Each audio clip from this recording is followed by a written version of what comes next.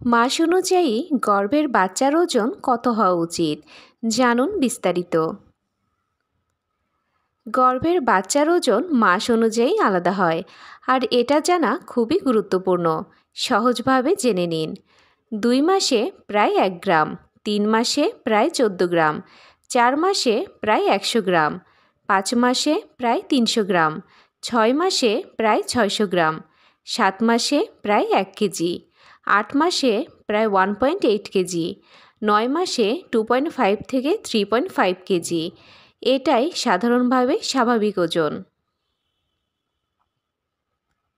মনে রাখবেন, বাচ্চার ওজন সামান্য কম বেশি হতে পারে, এটা স্বাভাবিক। যদি ওজন খুব কম বা বেশি হয়, ডাক্তার আল্ট্রাসাউন্ড দেখে সঠিক পরামর্শ দিবেন। সঠিক ওজন মানেই সুস্থ বাচ্চা ও নিরাপদ গর্ভাবস্থা।